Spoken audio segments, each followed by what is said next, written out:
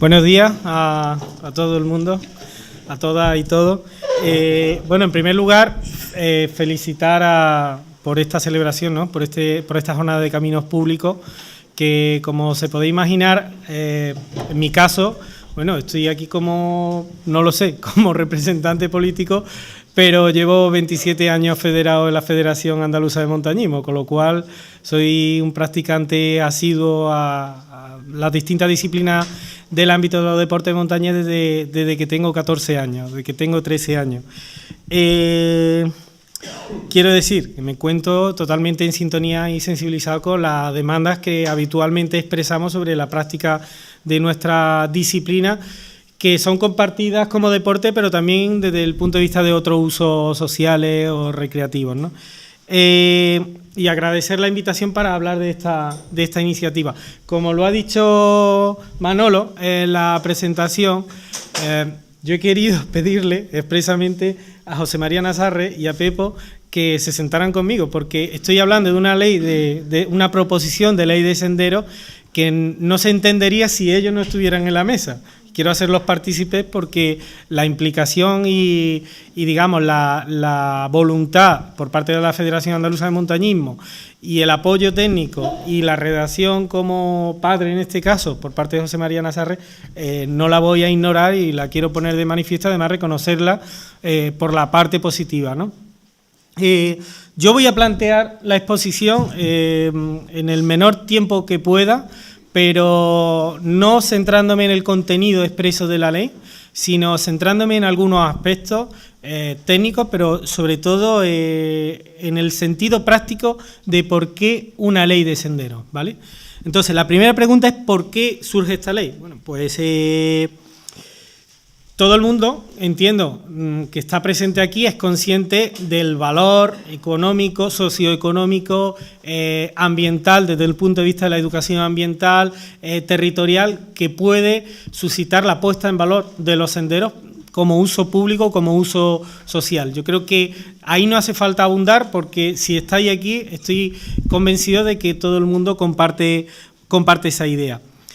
Y no en vano, en Andalucía existen más de 10.000 kilómetros homologados de senderos, señalizados, que es una viva expresión, un indicador de ese reconocimiento del valor atribuido a los senderos y además de la demanda social que hay para su puesta en valor, para el disfrute de ellos, ¿no? Pero al mismo tiempo somos conscientes, quienes conocemos esta realidad, de los problemas que ha habido de descoordinación. Yo mismo, cuando estuve hace años evaluando política de desarrollo rural, recuerdo que había senderos que habían sido señalizados por ayuntamientos en el marco de algunos programas públicos y habían utilizado señalizaciones que no tenían que ver con las señalizaciones oficiales, con lo cual generaba conflictos para los usuarios que desconocían por qué los hitos estaban o las señales estaban marcadas de una determinada manera, ¿no? Y esto tenía que ver porque igual no había conocimiento en aquella época. Hablo de principios del 2000, en un ayuntamiento o en un consorcio, en una mancomunidad o en una diputación o en un grupo de desarrollo rural, de cómo se debían hacer esas cosas. Y esto, digamos, en parte se debe a una falta de regulación de este objeto, ¿no? También entiendo que todo el mundo somos conscientes del abandono de muchos de los senderos que se han puesto en valor y para los cuales se ha invertido dinero público relevante en algunos casos, que bueno, pasado un tiempo, las señales están rotas, están arrancadas, los caminos incluso están deteriorados y no hay ningún procedimiento que obligue a la Administración a mantener esos senderos, sea cual sea la Administración que la propuso. Y por otro lado, hay una cuestión que, bueno, tenemos aquí un jurista experto, ¿no?, que es los conflictos, la cuestión de la seguridad, de la inseguridad jurídica o de la responsabilidad civil respecto a los usuarios de esas infraestructuras. Por todas estas razones, nosotros entendíamos que había que propiciar alguna manera de regular los senderos en Andalucía, los senderos con unas características muy específicas, senderos de uso, por decirlo de alguna manera, grosso modo, turístico-deportivos, ¿no? Y no en vano, es un hecho no solo en Andalucía, sino en el resto del territorio español, que, como sabéis, desde el año 96 los senderos están regulados, los senderos asociados a la práctica del senderismo en el País Vasco, en Asturias, en Canarias, en Aragón, en Navarra, en La Rioja, en la Comunidad Valenciana, no sé si me dejo alguno más, y en Navarra, ¿vale? En 7 comunidades, desde hace 20 años. 20 años, ¿eh? Esto es muy significativo, 20 años en los cuales otras comunidades autónomas han tenido esa visión de conectar con una demanda y con una necesidad de llenar ese vacío desde el punto de vista de la regulación. Bien, ¿cómo surge esta ley, no? Bueno, pues es de momento una proposición de ley que está registrada en el Parlamento y que ha pasado en el Parlamento de Andalucía buena parte del trámite parlamentario. Y surge porque a raíz del trámite parlamentario de la Ley del Deporte de Andalucía, yo tuve contactos con muchas organizaciones, con muchos agentes sociales. Uno de ellos era la Federación Andaluza de Montañismo, que además de transmitirme sus demandas para con el desarrollo de la Ley del Deporte, a su vez transmitieron su demanda en relación con las reivindicaciones y las necesidades que debían afrontar la Federación Andaluza de Montañismo, que fueron 3. Una era el asunto de los senderos, otra cuestión era el tema de los refugios y otra cuestión era el tema de la regulación de la escalada. Y yo, bueno, pues asumí el compromiso de tratar de dar respuesta a esa demanda, como con otros muchos agentes, ¿no? Y aquí interviene el trabajo de la oficina técnica, de Pepo, el trabajo inestimable de José María Nazarre, que en parte digo, no sé en el grado, pero es padre de muchos de los decretos que se han aprobado en otras comunidades autónomas y es un referente en esta materia. Y bueno, nosotros utilizamos, yo creo que cuando se crea ese grupo de trabajo, 2 criterios. Uno era que había un borrador desde el año 2007 en la Junta de Andalucía que se había encargado a la Cátedra de Medio Ambiente y a la Federación Andaluza de Montañismo en colaboración para hacer una propuesta de borrador de decreto, que además estaba pagada, tengo la factura, y eso lleva ahí 10 años guardado en un cajón. Había un borrador y nosotros tiramos de ese borrador, pero a su vez yo recuerdo perfectamente que el planteamiento fue el siguiente: José María, de los 7 decretos que hay, ¿cuáles son las ventajas de todo ello y cuáles son los inconvenientes de cada uno de ellos? Vamos a tratar de hacer una propuesta que sea la mejor adaptada a la realidad del territorio de Andalucía. Yo recuerdo que ese fue el nudo gordiano que planteamos, que pusimos lo alto de la mesa. Bien, por hacer un resumen muy específico de la ley o la propuesta de ley recoge, una exposición de motivos, el preámbulo, 4 capítulos, 17 artículos, una disposición adicional única, 2 disposiciones transitorias y 2 disposiciones finales. Y luego en el articulado pues, se plantea el objeto, la definición, los objetivos, la clasificación de los senderos, red andaluza y registro andaluz de senderos de uso público, competencia de la Consejería de Deporte, funciones de la Federación Andaluza de Montañismo, iniciación del procedimiento de autorización y homologación, instrucción del procedimiento, homologación, plazo de resolución, periodo de validez de la homologación, modificación del trazado, cancelación de los senderos, mantenimiento de los senderos, usos compatibles y régimen sancionador. Ese es el articulado al margen de las disposiciones. Lo he resumido y he tratado de plantear toda la lista para que hagáis una idea. Esto es lo más cercano a un decreto. Esto es lo más cercano a un decreto, no a una ley, ¿no? Así que me voy a adelantar y voy a tratar de explicar por qué una ley. Sencillamente porque en el Parlamento de Andalucía no podemos hacer decretos. Los decretos solamente lo hacen quien ejecuta en cualquier administración, quien gobierna en cualquier administración que tiene esa potestad.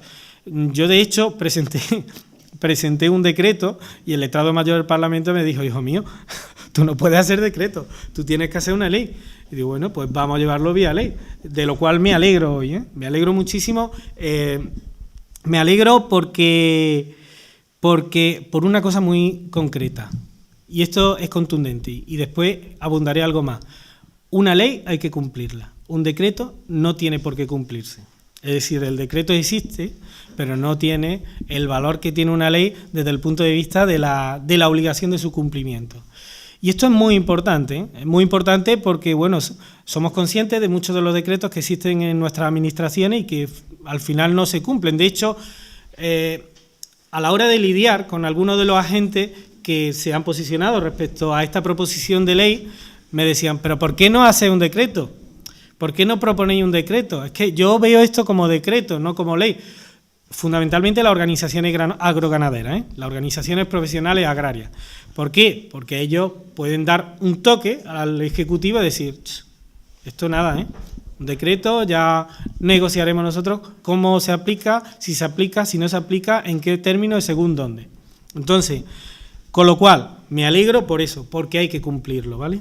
Entonces, hubo un dictamen del Consejo de Gobierno que decía que esta ley era básicamente un atentado contra la propiedad privada, que ponía en peligro las propiedades, las fincas de los grandes propietarios. Yo estuve sorprendido, porque este dictamen venía del Ejecutivo andaluz. Sabéis quién gobierna, sabéis las siglas y sabéis también los orígenes fundacionales. Pero esto fue, lo digo sinceramente, porque está por escrito, hay un dictamen de gobierno que está publicado, uno de los argumentos. Otro de los argumentos es que no podía ir por turismo y deporte, que tenía que ir por medio ambiente y que no tenía en cuenta pues las competencias en materia de medio ambiente, ordenación del territorio en Andalucía. Bueno, yo creo que tú puedes, como padre y como jurista, puedes dar fe de que hay, ¿no? Y quien ha leído el documento puede dar fe que hay un artículo específico que habla de que tiene que tener un informe y un aval de la Consejería competente en materia de medio ambiente, de la idoneidad de la propuesta de homologación, sin la cual no se puede aplicar. Pero es lógico, es que los otros 7 decretos que hay en España lo tienen también y es de sentido común, y esta también lo tenía, con lo cual no entendía este argumento. Lo de que no lo veían como ley, pero sí como decreto, pues evidentemente todo el mundo no lo hemos planteado, pero es que había un borrador de decreto durante 10 años en un cajón en la Administración. Es decir, que si el Ejecutivo no toma la iniciativa, aquellos representantes públicos por los cuales no pagan también nuestro salario, que estamos en cualquier ámbito de representación, en este caso en un Parlamento, tenemos la obligación de cumplir con nuestras obligaciones, y una de ellas es presentar iniciativas de impulso a la administración pública, y una de ellas es la legislativa, porque de hecho el Parlamento de Andalucía es fundamentalmente el poder legislativo, con lo cual sí, es una ley, no es un decreto, pero ante la ausencia de impulso por parte de la administración, nosotros lo presentamos. Luego también se aludía a la ley del deporte, que había una ley del deporte y que ellos lo veían en el marco del desarrollo de la ley del deporte. Y yo les planteaba así, pero es que desde el año 98 Andalucía tiene una ley del deporte. Ahora hay una nueva ley. ¿Qué pasa? ¿Que desde el año 98 no valía la ley del deporte y ahora sí, cuando allí estaba contemplado también la práctica, la regulación de la actividad físico-deportiva en la naturaleza? Tampoco era un argumento válido, francamente. Luego decían que la memoria económica no era consistente, porque la memoria económica que nosotros planteamos era 0. Estamos hablando de un trámite administrativo, porque la homologación de senderos, en definitiva, no deja de ser un trámite administrativo. Se ha hecho durante 15 o 20 años, y no en vano, hay más de 10.000 kilómetros balizados y homologados, como he planteado antes, con lo cual, si antes era a coste 0, ahora ¿por qué va a ser a coste?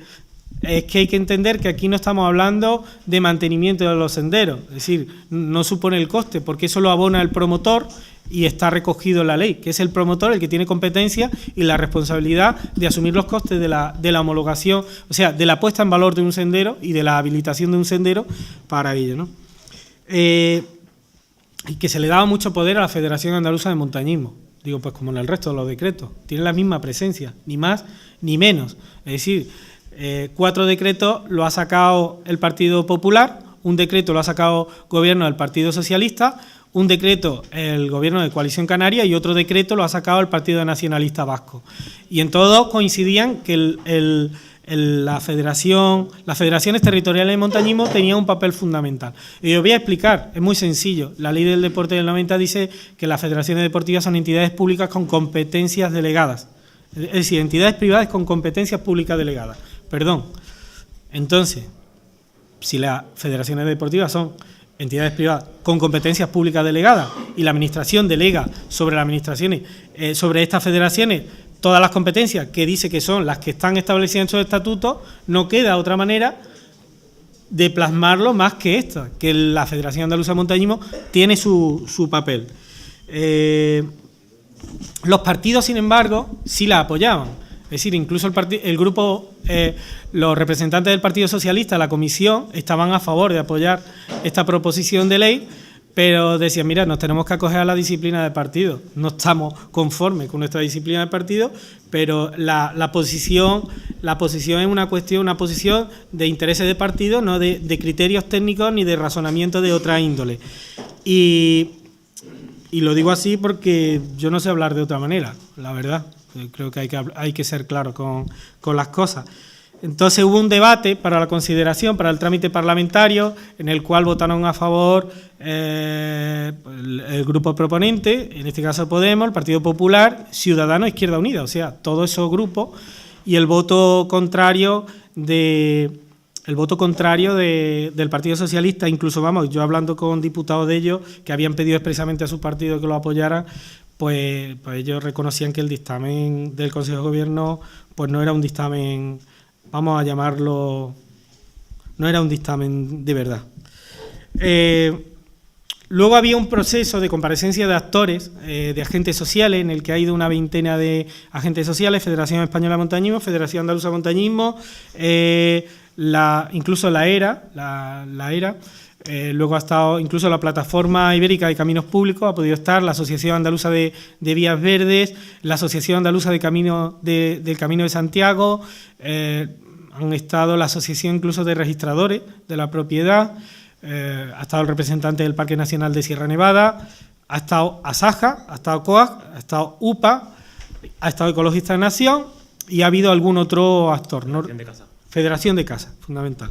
Vale, entonces todos ellos han expresado yo ya voy a acabar en breve, han marcado su posición al respecto y cada uno ha defendido sus intereses y sus posiciones, porque claro, al no ser decreto, es lógico que sea mucho más complicado. Y de hecho los agentes políticos que había allí dijeron, David, esto no sale, esto es una locura. Los de Casa, esto. Los de las organizaciones profesionales agrarias, aquello.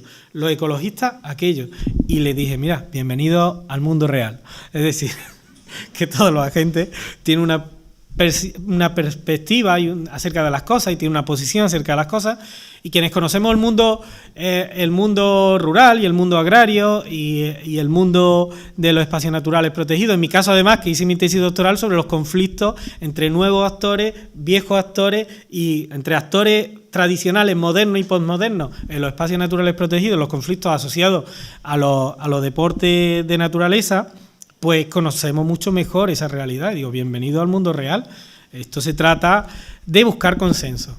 Y yo me he reunido por activa y por pasiva, y algunos diputados de otros grupos parlamentarios, tengo que decirlo también y reconocerlo, que han hecho un trabajo encomiable por tratar de buscar la forma de sacar adelante esta proposición y mejorarla y buscar el consenso, también lo han hecho, ¿no? Y estamos en ese periodo, estamos en el periodo que acaba el día 14 de presentar enmiendas para mejorarlo. Y luego vendrá un debate de las enmiendas. Como grupo proponente nosotros apoyaremos o no algunas enmiendas y luego se votarán en comisión.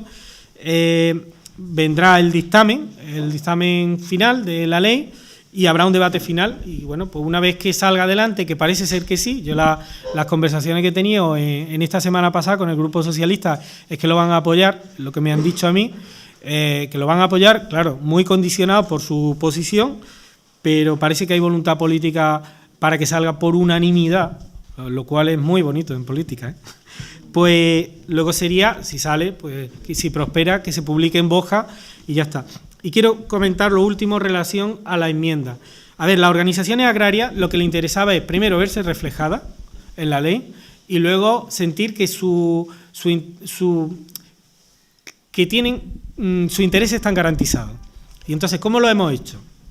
En primer lugar, hemos mejorado o hemos propuesto que se mejore la definición y el objeto de la proposición de ley.